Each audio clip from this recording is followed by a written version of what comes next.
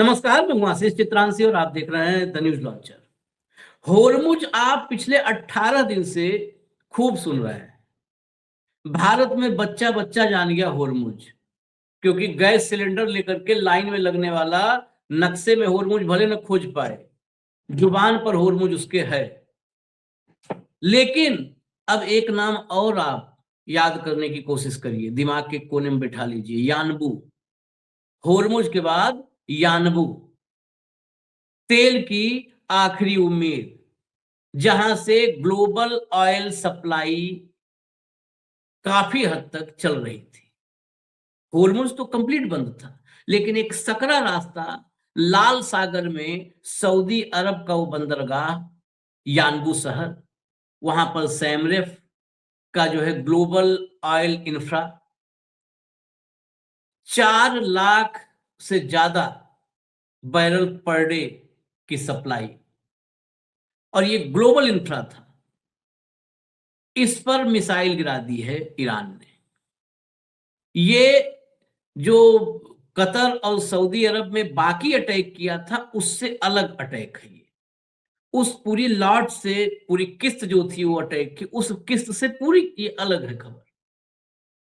इस पर अटैक के बाद अब दुनिया भर के जो ऑयल सप्लाई से जुड़े हुए एक्सपर्ट्स हैं, या ये ऑयल प्रोडक्शन से जुड़े एक्सपर्ट हैं, ये सब चिंता जता रहे हैं कि कहीं ये दूसरा होर्मुज न बन जाए, यानबू। और अगर यानबू भी होर्मुज बनाने में कामयाब हो गया, मतलब वहां से ऑयल सप्लाई को रोक दिया, ग्लोबल ऑयल सप्लाई को ईरान ने, तो जो अभी रफ्तार है ना, जो है क्रूड ऑयल की, कल रात में हमने कार्यक्रम किया था तो आपको दिखाया था रेट, वो $106 जो है पर बैरल। और आज जब हमने मिड डे मुद्दा किया तो वो 106 वाला कितने बताया आपको, करीब 111 पे, 112 पे, $112 पर बैरल।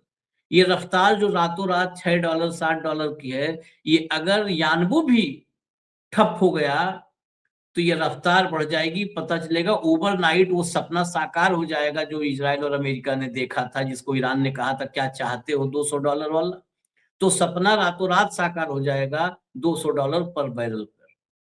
ये खबर महत्वपूर्ण है, बड़ी है, भाव को ले आइए। छोटा ही रखेंगे क्योंकि केवल केवल यानबू पे बात करनी है। स्वागत है भाव। हेडलाइन दिखाइए।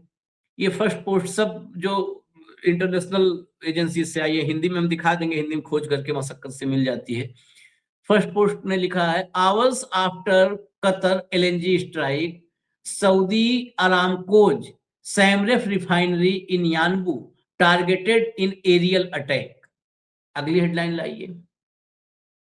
सऊदी अरामको दुनिया की नंबर 1 ऑयल रिफाइनरी है, नंबर 1 कंपनी है, ये ध्यान में रखिएगा। Saudi Aramco SAMREF refinery in Yanbu hit in Iranian aerial attack. आगे चलिए, हिंदी में भी एक आध जगह मिला है, दिखा दीजिए। तेल आपूर्ति की आखिरी आस पर महासंकट, होर्मुज के बाद यानबू को निशाना बना रहा ईरान। अब जरा खबर के भीतर थोड़ा सा देखिए, फिर नक्शे पे एक बार देख लीजिए और फिर भाव से पूरा डिटेल समझ लीजिए। ईरान के Islamic revolutionary guard corps IRGC द्वारा सऊदी अरब, संयुक्त अरब अमीरात और कतर के कई ऊर्जा ठिकानों को खाली कराने की चेतावनी जारी करने के कुछ ही समय बाद यह हमला हुआ है। सैमरेफ भी इनमें शामिल है। यह हमला अमेरिका इजराइल द्वारा ईरानी ऊर्जा सुविधाओं पर हमलों की जवाबी कार्रवाई मानी जा रही है। नेक्स्ट, आगे चलिए। अगला चेंज करिए, थोड़ा फटाफट चेंज करिए, जब सीक्वेंस में है तो टाइम मत लगाइए। यानबू बंदरगाह फिलहाल खाड़ी देशों से कच्चे तेल का एकमात्र प्रमुख निर्यात मार्ग है। इसको ध्यान से समझिए, फिलहाल एकमात्र प्रमुख निर्यात मार्ग है, क्योंकि पिछले महीने युद्ध शुरू होने के बाद ईरान ने होर्मुज जलडमरू मध्य को बंद कर दिया है। यह सकरा रास्ता दुनिया भर के 5वें हिस्से की तेल आपूर्ति के लिए इस्तेमाल होता है। ये होर्मुज की बात हो रही है, 5वां हिस्सा ये नहीं होता है। इससे पहले फुजैरा बंदरगाह भी हमलों के कारण प्रभावित है, जिससे वैश्विक ऊर्जा संकट गहरा गया है। इराक, ईरान समेत कई खाड़ी देश वैश्विक तेल का 31% उत्पादन करते हैं। बस हटा दीजिए, हटा दीजिए, हटा दीजिए, हटा दीजिए। आगे बढ़िए, अगला लाइए, स्क्रीन पर लाइए, थोड़ा रफ्तार बढ़ाइए। ये देखिए, ये नक्शे में आप देखिए, ये रेड सी है, लाल सागर, और आपको सकरा रास्ता दिख भी रहा होगा, वो लटका हुआ चोंच जैसा हिस्सा, ये यानबू है, और वहां पर फैसिलिटीज, ऑयल फैसिलिटीज हैं। उन्हीं ऑयल फैसिलिटीज पर ये अटैक हुआ। अगला मैप लाइए जरा, उसमें ऑयल फैसिलिटीज भी दिखेंगी। ये देखिए, यहाँ पर आपको अब दिख रहा होगा इसमें मैप में जो है, ये यानबू में पूरा का पूरा ऑयल फैसिलिटीज है, ग्लोबल ऑयल फैसिलिटीज हैं। इन पर ये अटैक है। हटा दीजिए अब इसको। फाइनली इसको हम जल्दी ही समेटेंगे वीडियो, सीधा भाऊ के पास चलते हैं। भाऊ, होर्मुज के बाद यानबू, होर्मुज के बाद यानबू, यानबू कहाँ एक जा रहा ऐसा, है ये युद्ध? अमेरिका इजराइल क्यों नहीं मान रहे?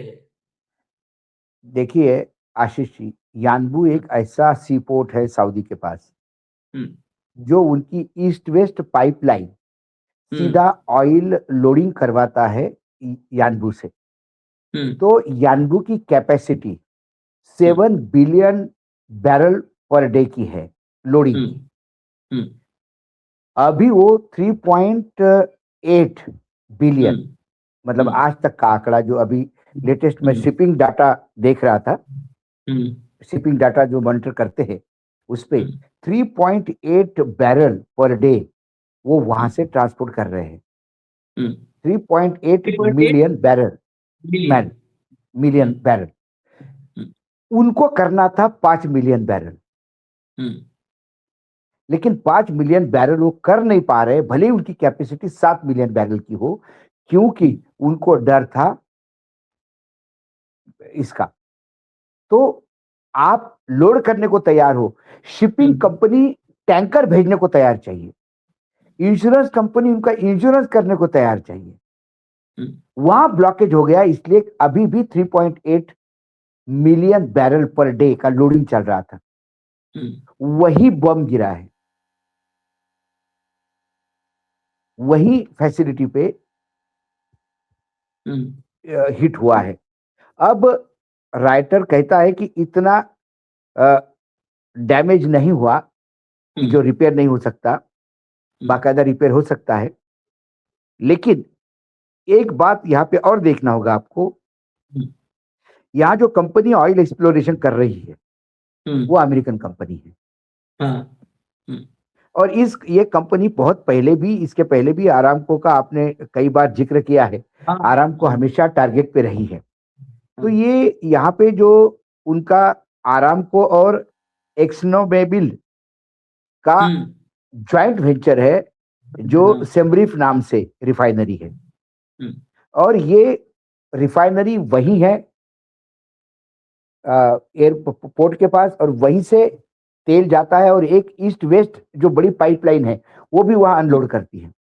तो सऊदी को ये था कि जो हरमुज जलडमरू मार्ग यदि बंद हो जाता है तो एक छोटा आउटलेट है, देखिए 7 बिलियन बैरल पर डे कुछ भी नहीं है, कुछ नहीं है, कुछ नहीं है। किसमें इसमें एक कोई छोटा मोटा कंट्री निपट जाए तो निपट जाए, लेकिन भाई कुछ तो बेच सकते हैं, कुछ तो ऑयल निकल रहा है। एक था ये ईरान ने वहां पे मारा तो उसमें डबल मार पड़ी। एक एनर्जी पे, आपने हमारे एनर्जी पे हमले किया, हमने आपके यहाँ सऊदी को भी सबक सिखाया, और अमेरिका को भी इसके छींटे उड़ते हैं। यदि आराम को डैमेज होता है तो अमेरिका में व्हाइट हाउस पे कारपोरेट सेक्टर जो है, जो चंदा देते हैं, वो वहां पे प्रेशर बनाते हैं। दूसरी बात, जो यानूब बंदरगाह था उस पर ड्रोन गिरने से अब क्या वहां टैंकर्स फिर से लोड होने के लिए मिलेंगे? क्या इंश्योरेंस कंपनी वहां इंश्योरेंस करेगी? ये एक बड़ा मामला है।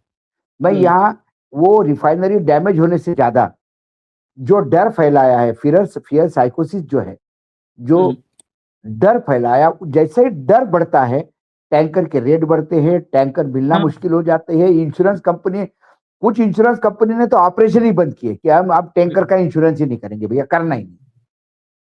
कौन करेगा? इतना बड़ा टैंकर इतने बड़े ऑयल के साथ यदि जल जाए तो ये अब मतलब इंश्योरेंस कंपनी खाया पिया कुछ नहीं, गिलास फोड़ा बाराना, मतलब बैंकरप्ट हो जाएगी कंपनियां। तो वो ज्यादा मार पड़ रही है। यानूब पे। और फिर वही बुढ़िया मरने का डर नहीं, मौत ने घर देख लिया। यानूब तक यदि आज गए हैं तो अगली बार ड्रोन बड़े वॉरहेड लेके गए तो उसकी भी हालत वही होगी जो कतार के गैस स्टेशन की हो गई, जो पूरा नेस्तनाबूत हुआ। एलएनजी का प्लांट नेस्तनाबूत हुआ है वो पूरा। ये जो पॉइंट आपने कहा ये बड़ा इंपॉर्टेंट है। देखिए, ये हो सकता है जो कम नुकसान हुआ है, ईरान ने पहला इसीलिए किया हो कि देखो यह भी है, सावधान रहो, क्योंकि सऊदी अरब भी बीच बीच में ज्यादा उछलता है। सऊदी अरब तो वो प्लेयर है ना जो अमेरिका को बुला के लाया था ईरान पर हमला करने के लिए। सबसे ज्यादा उतावला था सऊदी अरब, उतावला था, सबसे उतावला ज्यादा सबसे ज्यादा। उतावला था सलमान। अब सलमान को, हाँ, प्रिंस सलमान सबसे ज्यादा उतावला था। हाँ, ये इसमें आप देखिए, जब कतर में बाप को, कतर में, यहाँ आराम को कतर वाला जो उस पर जब अटैक किया था बहरीन में, तो बहरीन में भी जिन जिन ऑयल इस्टेब्लिशमेंट पर जो है इंफ्रा पर अटैक किया, तो पहला हल्का अटैक किया कि अमेरिका इजराइल ये हो सकता है उससे रुक जाए कि चलो भाई ये तो खतरा है। जब नहीं माने तो फिर देखिए कल वाला देखिए अटैक। सिंपल सी बात है आशीष जी, अटैक कितना जबरदस्त हो सकता है ये कतर के एलएनजी प्लांट पे अटैक करके उन्होंने बता दिया, उसको तहस नहस कर दिया, नेस्तनाबूद कर दिया।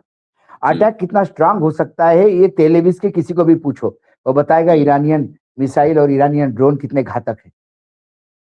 लेकिन ये सिर्फ सेक्टरल डैमेज करके गया, ये सिर्फ पहला इंडिकेशन है, सनद रहे।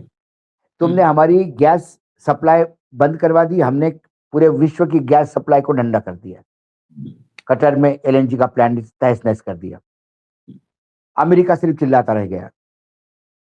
उसके बाद उन्होंने यानूब पे हमला किया, और यानूब के हमले के मायने ये है कि सऊदी अरेबिया में और भी ऑयल एस्टेब्लिशमेंट थे। यानूब पे हमला करके सऊदी को ये बता दिया कि तुम्हारा ये बंदरगाह डुबा देंगे हम समुद्र में। पोर्ट चला जाएगा तो रिफाइनरी क्या पोर्ट करेगी? चला जाएगा तो रिफाइनरी क्या करेगी? हाँ, और उस पोर्ट पे और 2 हमले होने दीजिए, वहां कोई टैंकर नहीं आएगा, इनको खुद के टैंकर खरीद के लगाने पड़ेंगे, तो क्रू नहीं मिलेगा उस पे। यही खुद ही शेख चलाएंगे क्या टैंकर? ये बड़ा, मतलब जो भी सोच रहा है ईरान में भाई पूरे स्ट्रेटेजी के साथ सोच रहा है। यहीं पर तो अमेरिका और इजराइल की जो वो आपराधिक सोच है वो फेल हो रही है। आपराधिक हाँ, सोच, उनको क्या लगता था आयतुल्ला हसन अली खामनेई को हम एलिमिनेट कर देंगे, खत्म हो जाएगा तत्काल। तत्काल मतलब घंटों में घुटने पर आएगा ईरान और कहेगा चलिए अब जो आप चाहते हैं वैसा कर लीजिए। खामनेई को मार दिया, सामखानी को, जितने थे, मुसावी को, सैन्य प्रमुख जो थे, जितने टॉप के थे सबको मार दिया, सबको मार दिया। अली लारिजानी एक बचे रहे, लारिजानी ने 15 दिन तक युद्ध चलाया अकेले दम पे। लगा कि अच्छा लारिजानी अकेले है, यही चला रहा है, लारिजानी को मार देंगे तो घुटने पड़ जाएगा। अब लारिजानी को आशीष मारा। ऐसे ये देखिए। 31 लारी जानी काम कर रहे हैं। मोजैक फॉर्मेशन में 31 लारी जानी काम कर रहे हैं। हर कमांडर अपना लॉजिस्टिक तय करके हमला कर रहा है। इसका मतलब ईरान युद्ध की तैयारी बहुत पहले से कर रहा था। ईरान को मालूम था कि ये आएंगे, और ईरान जिस तैयारी के साथ युद्ध में उतरा है वो तैयारी इनको समझ में नहीं आ रही है। इसलिए ये यानूब का हमला, ये मैं बहुत स्ट्रेटेजिक हमला मानता हूं। और इससे सऊदी यदि सबक नहीं सीखा तो फिर यानूब बंद हो जाएगा। और यदि यानूब बंद हो गया तो फिर सऊदी के पास भी होर्मुज की सिवा रास्ता नहीं रहेगा। और होर्मुज होर्मुज पर तो किसी का जोर नहीं है। मैं होर्मुज वही तो पर, कहा, हाँ, होर्मुज के किसी का लिए जोर नहीं है। अमेरिका में क्या है, इसमें मिडिल ईस्ट के देशों को मुझे लगता है भाव इस विषय पर भी चर्चा करनी चाहिए। मैं कहता हूं ईरान से नहीं, आपस में ही कर लो चर्चा। अमेरिकी राष्ट्रपति बीच बीच में, वो तो थोड़ा है बदमिजाज और सेखी बघाड़ने वाला शेख चिल्ली, बीच में वो अपने उसी मन बढ़ई में वो अपनी असली बात ही बता देता है। उसने क्या बोला है 2 दिन पहले, कहा कि हमें क्या फर्क पड़ता है, हमारा थोड़ा होर्मुज से तेल, हमारा तो 1% भी होर्मुज से तेल नहीं आता है। नहीं, वो उल्टा बोला। ये उसने मिडिल कहा ईस्ट कि में। हार्मुज की वजह से तेल की कीमतें बढ़ेगी तो अमेरिका को फायदा है। हाँ। अमेरिका तेल हम्म। बेचने वाला है ना, तो भाव हम्म। बढ़ेंगे तो अमेरिका का प्रॉफिट होगा। हम्म। लेकिन क्या अमेरिका पूरा मिडिल ईस्ट का तेल खत्म करना चाहता है? हम्म। पूरे मिडिल ईस्ट में मिडिल ईस्ट में अगर तेल खत्म हो जाएगा, एक भाव अंतर है तेल की क्वालिटी का। मिडिल ईस्ट में तेल, ईरान का तेल, सऊदी का तेल, कतर, मतलब मिडिल ईस्ट का जो तेल है वो वो बहुत सबसे अच्छे क्वालिटी का बेहतर है। तेल है। यही फर्क है। वेनेजुएला का तेल, जो उसकी डेंसिटी होती है, वो डेंसिटी का बड़ा फर्क है। वेनेजुएला का वेनेजु तेल इतना हार्ड है, नहीं नहीं, कुछ कुछ जगह का तेल तो अपने यहाँ रिफाइंड भी नहीं हो पाता। नहीं हो पाता। हमारे यहाँ वो सिस्टम भी नहीं है, क्योंकि हमारा जो तेल की रिफाइनरियां लगी हुई है, बड़े हम्म। बड़े जो पेट्रोकेमिकल कॉम्प्लेक्स है, रिलायंस से लेके एसआर से लेके गवर्नमेंट ऑफ इंडिया के तक के, हम्म। ये सारे जो कॉम्प्लेक्सेस है, ये सारे कॉम्प्लेक्स सऊदी, मतलब मिडिल ईस्ट का तेल, रशिया का तेल, इसी दक्षिण के तेल के लिए बने हैं। आप जितना ऊपर चले जाएंगे वो तेल आपको तकलीफ देगा, क्वालिटी वो नहीं रहेगी, आपको पूरा प्रोडक्शन लाइन में चेंज करना होगा, और प्रॉफिटेबिलिटी नहीं है। देखिए, महंगा तेल दूर से लाता है, टैंकर का किराया ज्यादा, इंश्योरेंस ज्यादा, ये सब करके हमको अमेरिका का तेल कितना सस्ते पड़ेगा कि रशिया का पड़ेगा। और इसके बाद यदि किसी ने कहा नरेंद्र सरेंडर, तो फिर इनको बुरा लगता है। नहीं नहीं, तो हो ही गए हैं। वेनेजुएला का तेल, भारत की रिफाइनरीज अभी, यही रिफाइनरी वेनेजुएला का तेल रिफाइन नहीं कर पाएंगी। सामान्य जो इंडियन रिफाइनरीज हैं उनका सेटअप ही वेनेजुएला लायक नहीं है। सबसे हार्ड तेल है उसके पास। ऑयल भंडार, तेल भंडार सबसे बड़ा है दुनिया का, लेकिन वो तेल की क्वालिटी जो है वो नहीं है। ईरान का तेल सबसे सबसे शानदार, सबसे बढ़िया तेल ईरान का तेल। खैर, हम आते हैं जरा आखिरी, अब एक विजुअल आपको दिखा दें। ये युद्ध, इस युद्ध की इंटेंसिटी जो बढ़ती जा रही है, वो आप समझने के लिए एक विजुअल देख लीजिए, सब समझ में आ जाएगा। विजुअल जरा लाइए। ये अली लारीजानी की अंतिम यात्रा, जो उनका जनाजा निकला था, उस जनाजे का विजुअल है। भैया दिखा दीजिए, कंट्रोल रूम, विजुअल दिखा दीजिए जरा।